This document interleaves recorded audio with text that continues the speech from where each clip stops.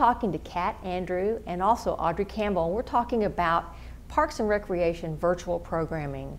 And I know this year with COVID-19, we haven't been able to do all the outdoor activities that we like, but Parks and Rec's got really creative and has some virtual programs to interact with the people who use our programming. So start by talking about the 100-miler. I know that people have to do it on their own, but you also have some interaction with that. Talk about that a little bit. Definitely. So the 100-miler is, as it always is, primarily self-led. However, this year we did offer, we partnered with our sponsors to offer some virtual workshops. You know, with virtual programming, the important thing is, yeah, it's easy to utilize technology to communicate with people, but how do you continue to keep people engaged and active? So virtual workshops, lives, challenges, posts like that.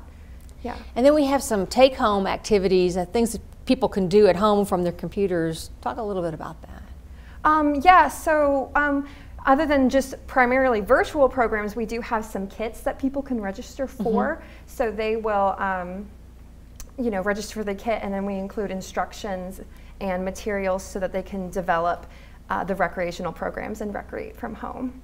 And I understand they're doing something in March, some sort of wellness retreat. So this is a wellness virtual retreat. So it's going to be virtual workshops, but we're also going to have a kit that people will pick up and then utilize those materials throughout the week-long virtual retreats with those materials. And then PlayQuest, that's another thing we do. Talk about that a little bit. Yes, absolutely. So PlayQuest is new this year. It actually just happened. It was for the entire month of January. So we had, we used an app called Goose Chase, and so it's a mission-based scavenger hunt. So we actually loaded in 192 missions. We had over 170 people interact with the app and participate. They were on 67 teams, and they had to go out each week. About 30 missions were introduced, and they had to go out and do these missions. And we had everything from bake something new or try a new food to visit a park or specific trail. Then we also threw in some pop-up challenges where we made people polar plunge into whatever they wanted to polar plunge. So we had people swimming in snowbanks and in the Roanoke River and everything in between, so it was a lot of fun. How are we going to do, like, I know in May, I think it's May, we have Kids to Park Day. How are we going to do that? So very similarly, we're going to use the same app, and we're going to, Kids to Park Day is on May 15th, and we're going to do a mission scavenger hunt. So there will be signs in most of our parks and playgrounds, and a participant can go up, scan the sign with their phone, and then it will load the app. They can go download that, and then they can participate in the missions. It'll only be for that day, so it won't be a month long. It'll just be that day, and there'll be some fun prizes and incentives. And we're planning something, I think, in August, some kind of fitness event. You talk about that? This will be the second annual Great Greenway Tour.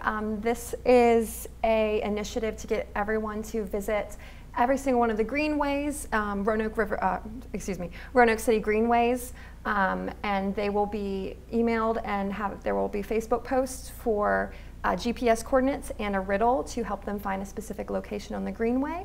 I'll give them a Greenway passport, so they'll punch their Greenway passport as they go along, and they'll get to tour all over Roanoke for the summer. Either one of you, why do you think it's so important to keep offering these programs and keep engaging our citizens and people who want to be involved in our parks programs? Why is it so important? Yeah, absolutely. So we really saw this with PlayQuest. People they still have this yearning to connect with their community, and we really want to provide a way for people to get out and active and you know, stick together. It's hard to be all cooped up in your house, and it's nice to have these opportunities to just have different activities to do or connect with other people. Well, if somebody wanted more information, let's say they heard about something we spoke about today, how would they get that? Who would they call? Well, they can call our main office, but also just go to playroanoke.com. Everything is listed. We also are very active on social media, so you can check out our Instagram, Play Roanoke, and Facebook as well. Well, kudos to you guys for keeping those programs going for our citizens is great. And thank you for sharing it with us. Thank you. Thank you.